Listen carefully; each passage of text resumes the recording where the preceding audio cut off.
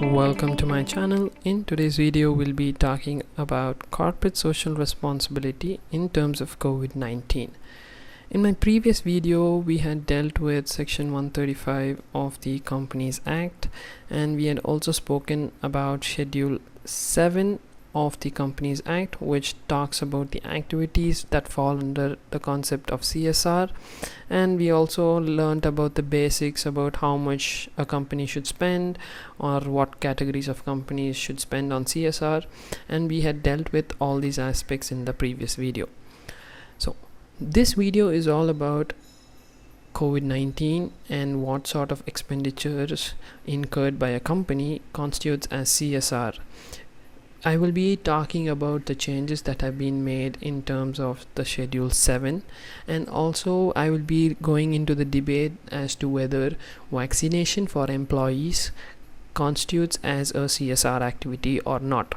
There are certain arguments for that, and we will be looking into that in this video. So let's get into the video and let's get started.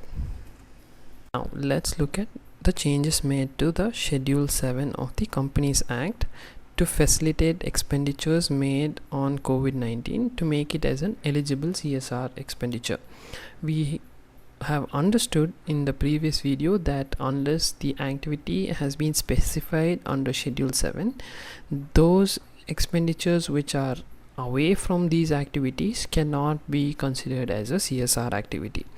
So the changes that have been made, first are entry 8 has been changed to accommodate PM Cares Fund, where any contributions made to the PM Cares Fund is now considered as an eligible CSR activity.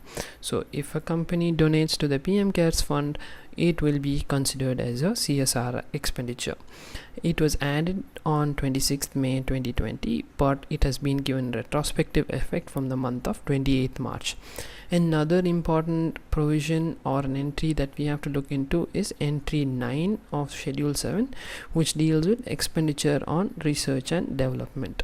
This was modified in the month of August of 24th to facilitate research and development activities based on COVID-19. If at all a company is spending on research activities relating to COVID-19, those activities are also considered to be as a CSR expenditure.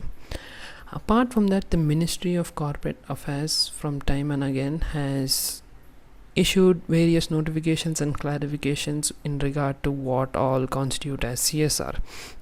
So it has in a recent notification stated that if at all a company is creating health infrastructure for COVID care, makeshift hospitals, establishment of medical oxygen generation and storage plants, awareness campaigns and programs, manufacturing and supply of oxygen concentrators, ventilators and cylinders, etc., all these have also been considered to be as a CSR activity.